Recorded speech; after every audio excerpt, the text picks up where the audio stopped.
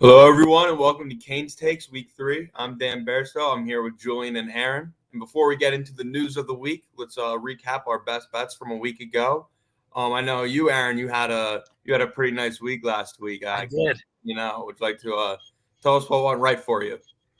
So yeah, I mean, you could see 3-0. These are my bets for the next week, but I hit a nice plus 200 value bet with Newcastle Moneyline over Brentford, and then I had an under bet and another Moneyline bet. So yeah, it was nice to go 3-0. What about you guys? Not as well? I went Penguins over Rangers, which I thought that was going to be an overtime victory for Pittsburgh, but it actually, I mean, it was very close. It was a 1-0 regulation win for the Penguins. So on the money line, I was 1-0 with Pittsburgh, and then I actually underestimated. I took Ohio State to beat the spread, but not take down Illinois. So I underestimated Ohio State. I said the spread was 7.5 points. I said Ohio State would lose by less than 5. So they actually won that game by 3 points. So I was 1-1 on the money line and 2-0 on the spread last week. So feeling pretty good. So I did go 1-1. I killed it with Michigan -5. They won by double digits against Rutgers that night. They were playing for Jawan, and that's what I thought they would do, and they certainly did. The Trailblazers +9, not quite as big as a loss. They actually ended up losing by almost 40. Steph Curry go, and they didn't much help outside of Anthony Simons for them. So now that we covered our best bets, we should probably get into the biggest news of the week, and that is the MLB lockout. So now they've already canceled the first 2 series going into this, and it's really putting on doubts on what's really going to get done. And the hostility between the owners and the players seem to be getting nowhere. So start with you, Julian. What do you think the ramifications are of canceling these first 2 series, and how do you think this is all going to end up playing out? Well, I don't think there's any doubt in anybody's mind who this is affecting. This is a battle between people like to say this is a battle between millionaires and billionaires. As we were talking about before the show in the outset, 61% of the league makes less than $1 million. So this is not a battle between billionaires and millionaires. This is a battle between billionaires and, mostly 100,000aires. These guys need to get paid what they're worth. They're not getting paid what they're worth. Vladimir Guerrero Jr. is not getting paid $1 million. He's worth $1 million. That's just one example. The owners are not they're not showing that they care about bringing the game of baseball to people, and they could easily be giving the players what they want. The luxury tax revenue is not something that the owners wouldn't be losing much out of their pocket. So I think that the ramifications of this are, the owners know this entirely. They're the ones who locked out the players. The owners know that the ramifications will fall heavily on their players, which just goes to show their lack of care for the whole professional baseball system. Yeah, I mean, Julian, I'm definitely with you on that. And then your point about the youth deserving to get paid it really is such a big issue, because I personally, my favorite sport's soccer, and I see a guy like Kylian Mbappe, who's only 22 years old. He's about to get paid around $50 million a year. And I think, yeah, the guy, they deserve to get paid, these guys. The money, they have the money, and youth is what a lot of teams want. You can get guys that can play for 10 years for your team, and I think that's valuable, and they need to get that valuation. Yeah, so I think I had 2 big takeaways from this. First, Robert Manfred continues to prove to be the most incompetent commissioner in all of Major League Sports. The interview of him laughing after it was clear that neither side was going to get a deal done was really embarrassing. It was really a shot in the heart to a lot of MLB fans everywhere, seeing that this guy just doesn't seem to care as much as he should. And another thing is now with MLB once again going through a lockout, having these issues once again with the higher ups of the league, is the MLB threatening to become a less relevant sport compared to football and basketball in the U.S. And like it already has viewership has already fallen off drastically. Is this just the next step in this sport kind of falling back from the American pastime and kind of a sport that ran the country over was it how long ago it was For baseball? Yeah. Well, I mean, the World Series has been happening since 1903. Right. So this has been professional baseball has been around since, around, just after the Civil War ended. So this is America's game, Do you guys think that it is trending towards go to irrelevancy with all the drama that's going on? I wouldn't say relevancy. I think it actually is gaining a bit of relevancy now. And if they're able to find a solution, I think they could kind of hit the ground running with that. But I mean, yeah, I think the NFL is definitely a level above these other American sports at the moment. NBA it hasn't been too entertaining as well. So I think they need to find a solution fast. And if they can, I think they gotta figure out a way to excite things. And ironically, youth is one way to do that. And you need to give these players the credit they deserve and the money they deserve. That's a good point. I mean, people aren't even thinking about that right now. Stadium workers and local businesses around these stadiums. I mean, this and as well as the spring training tourism sites. These are all, this is all collateral damage that's being done because of billionaire owners.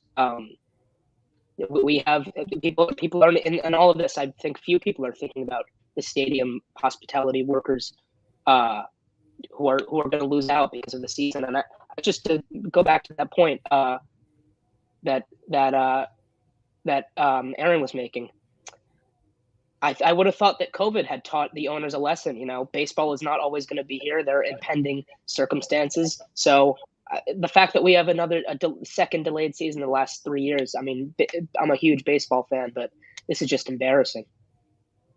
Yeah, I think it's really a bad look for the league overall to see that all these people are going to be out of their job. All these players that want to play can't get their money sooner, all because of a billionaires' bottom dollar. It's just a bad look for the league and just sends the wrong message to fans. So couldn't agree more. Now, another thing I wanted to get into. Now, how will this MLB lockout, do you guys think, will affect the MLB free agency? Do you think certain players will go back into taking 1-year deals possibly with their league before testing the free agent waters a year in advance? Or do you think this will have little effect on where the biggest names will be falling in the next couple months? No, I mean, I definitely do think so. I think there's some guys that maybe I'm expecting personally to re-sign. I think Freddie Freeman being one. And that 1-year option could be a good idea for some players to look at, because there is a ton of uncertainty with what's going on now. You don't want to rock the boat too much. So yeah, what do you think, Julian? I think that I think if the Braves let Freddie Freeman walk, they will be the single biggest losers of this offseason, with maybe the exception of the Dodgers, depending on where Clayton Kershaw and Kenley Jansen end up. If the Braves let Freddie Freeman walk, they will be the single biggest losers of this offseason. I don't know how you can let a player like Freddie Freeman walk after you just won the World Series. Maybe not on his back, but he was. I don't think the Atlanta Braves win the World Series without Freddie Freeman on their team last season, so they cannot let Freddie Freeman go. But the Yankees are moving in quickly on him, so they need to get a deal done as soon as this lockout ends. So now the question is, where do you pick, Julian, for Freddie Freeman to end up in the free agency? I know, Aaron, you already said you pick him to re-sign. I think he goes to the Yankees. I think the Braves are going to lose out. I think Freddie Freeman. If I'm Freddie Freeman and the Braves, all these rumblings around not getting a deal done, the fact that they didn't get a deal done back in December before this lockout began, and all these players signed, I think if I'm Freddie Freeman, I'm insulted by that, and I go to New York. The Yankees are hungry for their 20 for it's chase for 28 in the Bronx. The Yankees have barely haven't spent at all practically this offseason. I think Freddie Freeman's in pinstripes. Yeah, and on top of that, I think the Yankees make a lot of sense for Freddie Freeman. I think a sleeper team possibly where he could end up going to is the San Francisco Giants. It sounds a little weird. They just last year were a 107-win team. I mean, they won a really tough division that featured the Dodgers and the Padres. And they're losing Chris Bryant's going to free agency, Buster Posey retired. They still need to reload on this roster.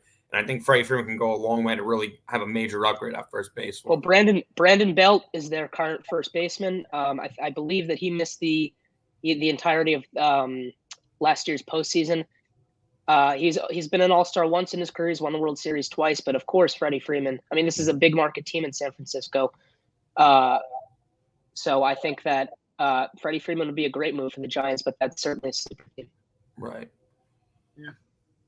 Now, I was just gonna go to that comment. Yankees lineup is not looking good. They have not spent, the silence from Hal Steinbrenner in this offseason has been insane. They lost out on Corey Seager. They might lose out. I mean, I don't think they'll lose out on Freddie Freeman, but who knows? They lost out on every pitching free agent of this offseason. The Yankees have been silent this offseason, and this is traditionally the biggest team in the market, the biggest market team maybe in North America. So this has been an embarrassing offseason for the Yankees, and they are not looking good right now.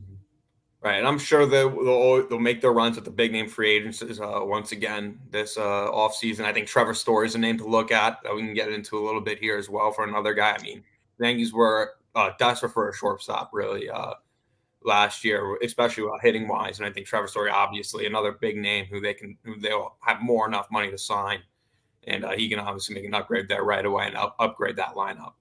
Aaron, I don't want to. I want to let you get a word in. So, Aaron, go ahead. Appreciate that. I would honestly love him at the Angels.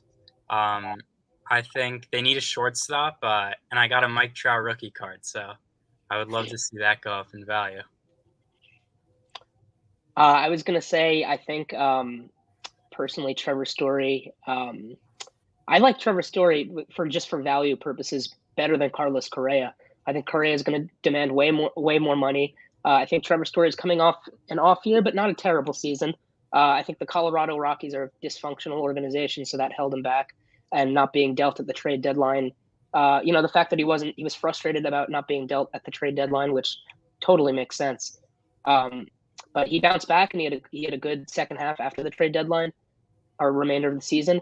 I think Carlos Correa is going to demand way too much money for the kind of controversy and money you're going to have to pay him, the controversy that he brings. So I like, just for value purposes, I like Trevor Story much better than Carlos Correa. He said he doesn't want a position change. So with that being in mind, I think if the Dodgers were to sign Trevor Story, take him away from any other teams, I think that'd be a big move considering they lost Corey Seager. You move Trey Turner over to second base, put Story at short. You've got a great lineup. Mm-hmm. So one more free agent that we're going to cover here, Clayton Kershaw. You did mention him a little earlier. He is 33 years old now. So where do you see him ending up? You see him going back to the Dodgers or heading to a new team in the back half of his career? I personally think he's going to go to the Rangers. They got Corey Seager, Marcus Semien. I think Kershaw could be that last piece. Why not get a player that's going to bring leadership to the locker room, experience. When healthy, he's undoubtedly a top pitcher in the league. I think I agree with Aaron. I think the most likely candidate right now is the Texas Rangers. I also, just for, the AL West is looking amazing right now. You got the Mariners have made big moves in the offseason, signing Robbie Ray and trading for Adam Frazier. Angels have made some great moves. They got Syndergaard. They got Aaron Loop. They're looking great. Hopefully get Mike Trout back at full strength and Anthony Rendon. Rangers have signed Corey Seager and John Gray. And who am I missing out on? Someone. But the Rangers have made some great moves. Marcus Semien, that's what I'm missing out on. Marcus Semien to the Rangers. And of course the Astros are always going to be a threat. So I think the AL West is looking incredible. I think Clayton Kershaw to the Rangers is a great move, just for baseball in general. So personally, I'm really for Kershaw to stay in with the Dodgers this year. I'm sure he has a lot more years in him left to perform at a top level. But I mean, he's become a legend really for the Dodgers. I know he's not always been perfect in the playoffs. He has secured a ring there. He has been one of the best pitchers in all of baseball since he's been there. I don't see why he would want to leave LA for any reason. Just kind of stay there and ride there for the rest of his career. The Rangers seem like a good pick, but I don't know. There's a certain part of me that staying with the same team that you're with, especially a team as good as them, I don't see why there's any reason to leave. So now shifting sports, now that we are past the NBA trade deadline and All-Star game, it's time to look at the top contenders of the Eastern and Western Conference. Just talking about the East real quick, though. Now the 76ers now have James Harden paired with Joel Embiid. So I wanted to know what your guys' thoughts were on how far that team could go in the Eastern Conference. I'm expecting them to go far. I mean, they look good already. I'm nervous tonight as a Knicks fan. I'm not gonna watch that game. But yeah, I mean, Embiid, he's gonna win MVP. Deservedly so, his first MVP. And he finally has that Jordan to his Pippen, that he's got James Harden now, who looks good in a Sixers shirt, I might add. I'm also bullish on the Sixers, but something that concerns me a little bit for their sake is the home numbers are not great. They're 16 and 13 at home compared to a 21 and 10 road record. So I think they need to straighten it out at home. They've won 3 straight, and I think Harden is a good fit in Philadelphia, but they certainly, they have back-to-back games at home right now. They're playing the Knicks just about to tip off in about 10 minutes, and then they play the Cavs on Friday. So I think the home numbers need to come up if the Sixers are going to make a deep playoff run. I'm a big believer. I am a Sixers fan, so there is a little bit of bias. But I mean, James Harden and Embiid. James Harden's easily the best teammate that Embiid's ever had. I mean, someone that can facilitate the ball unlike anyone else, and finally an outside scorer from the point guard position, which is foreign to us Sixers fans. Both games James Harden's put up over 27. Put up 27 points his first game, 29 points the second, and triple double in the second game. He's racking it up on the stat sheet, and it really is going to come down to how can this team perform in the playoffs. I mean, James Harden, it's no secret that he hasn't elevated his game come playoff time in recent history, and Doc Rivers has had his choke jobs as well. I'm confident that this team can put it together, but it's going to be a tough task, especially with the kind of the Titans of the East, like the Milwaukee Bucks and the Brooklyn Nets. But yeah, and look, they can win against anybody. The 2 teams in front of them, the Sixers are the 3 right now. The 2 teams in front of them are the Bulls and the Heat. So I don't think that's competition that's far off the Sixers skill level at all. I think the Sixers are primed, to make a big run. Then you got to look back. You got to look back at the Bucks, Nets. Now, if they can... the Nets are a mess. They're a mess. I mean, Kyrie. The thing with the Nets basically is they got Simmons now to score the basketball. I mean, to defend for them, not score the basketball. And KD is a player. He has injury history. Kyrie's only playing half the games. So I don't know. I don't know. I think Ben Simmons, it's a good environment for him at full strength, but I can see things going messy for the Brooklyn Nets. So back to your point about the Heat and the Bulls, I don't think the Sixers should be worried about either of those teams. I think the Heat are a good team and well-rounded, but I think they lack a true superstar that can take over games in deep playoff runs. And the Bulls, DeMar's a fun story. He's an MVP candidate. That team's a couple years away from truly contending. I think the Bucks, champions last year, they're the favorites until you beat them. Giannis is a wrecking ball of a player, and they do have a legitimate supporting cast. And the Nets, if they don't implode, which is obviously a very real possibility, it's Kevin Durant and Kyrie Irving. You always gotta be nervous about them. Well, the Bulls are entering the next 3 games are going to be a real test of their abilities. They're in Atlanta tomorrow night, and then they're hosting the Bucks on Friday, and then they go into Philadelphia on Monday. That's going to be a huge game. So I think the next 3 games for the Chicago Bulls will all be statement games, as those are all teams. two of those teams are already in the playoffs and would contend for the playoffs. One is just on the outskirts. So the next three games are going to be a huge test for the Bulls. Yeah, and the Bulls have had a terrible record against teams with a 60% win percentage or better. I think they're like 2-14 now after losing to the Heat the other night. They've beat up on a lot of lottery teams, but I really don't think when it comes down to it in the playoffs, they're going to be able to close games. But I could be wrong. I've been wrong before. Yeah, I mean, I can't see them. I can't see them going all the way either. Neither can I see the Heat going all the way. I think, I don't know. It's gonna be hard to come out of this East as the one team alive. And I think the Celtics also. They've made such a big jump recently. Robert Williams is playing so well. He's a player that deserves more recognition. And Tatum and Brown, they're getting it going again. I think there was a little rough patch for them. Talks of no, these two guys can't coexist on the same team. But I mean, I don't know how you could say that. Yeah, the Celtics are certainly an up-and-coming team. I mean, I think they beat the Sixers by 50 like a week or two ago. They were very close or around that number. They're clicking on all cylinders right now. They've been one of the best defenses in the NBA since the new year. I don't think they're quite there to compete for the Eastern Conference title, but they're going to be a tough out for whoever they play. I think they're right there with the Heat for me in the kind of that second tier of Eastern Conference contenders. I'm with you on that. So now we can get into our best bets of the week. Since you went 3-0, Aaron, I think you can kick off here. All right, so first bet I have is Southampton Moneyline versus Aston Villa.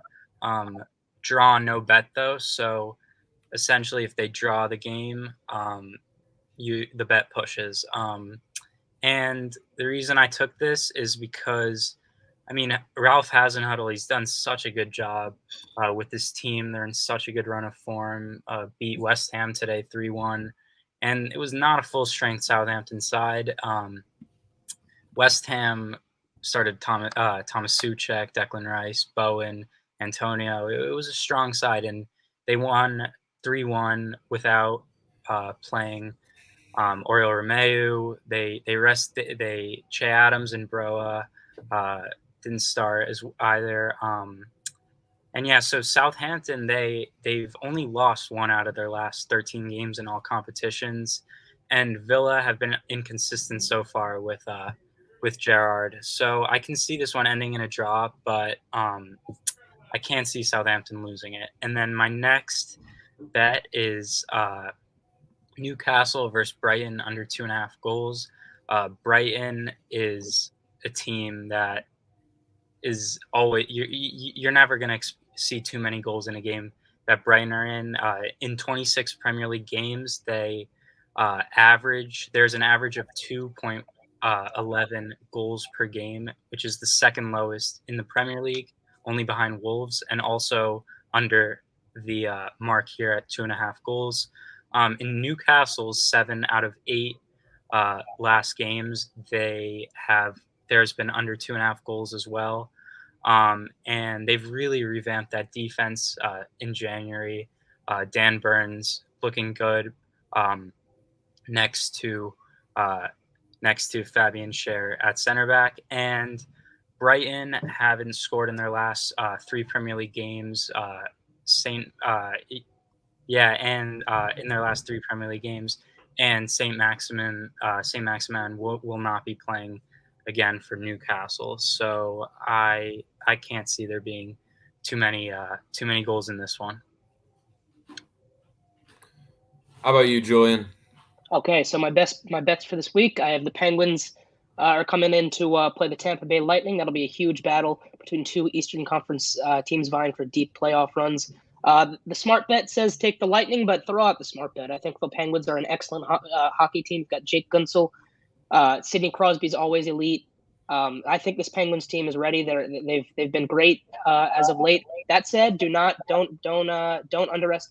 underestimate the Lightning at all. Victor Hedman, Andrei Vasilevsky, Steven Stamkos. This team is just stacked for the Tampa Bay Lightning. But I think if you're looking for a good value out of a bet, in this really what's going to be an incredibly close dogfight in Tampa, I say take the Penguins. And then for my second bet, I have the Michigan State Spartans coming in to play the Ohio State Buckeyes on Ohio State's home court. I think this will be a great Big Ten rivalry game. That said, I think Ohio State had a statement win their last time out over Illinois. They're ranked 23rd right now in the country. Again, the smart bet is to take Ohio State, but Michigan State is right behind them in the standings. Ohio State's 18-9 overall, 11-7 against the conference. Michigan State 19-10 overall, and 10-8 against the rest of the Big Ten. I think as being this is a college basketball game, a big rivalry game. I think the smart bet is Ohio State, but anything could happen. I'm going with a Michigan State upset in this one. I think the Spartans will take this thing. All right. For my best bets, I'm riding with those Portland Trailblazers again one more time. They might have burnt me last week, but I think plus 11 against the Phoenix Suns team without Chris Paul or Devin Booker. I think a 10-point loss is very possible. I think Anthony Simons is quietly having a huge year. I said it again last week. Say it again now. He's playing very good basketball. Josh Hart's playing well. I think they can keep this one a 10-point game without the Suns' top two superstars. Then the Pelicans minus 6.5. I'm just going to ride the wave that they've been on a hot streak recently since acquiring C.J. McCollum at the trade deadline.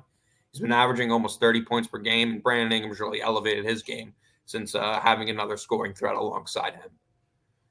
So if that's everything, I think that wraps up our latest episode of Kane Takes. I want to thank Julian and Aaron once again. This is Danny Beairsto signing off. Peace out.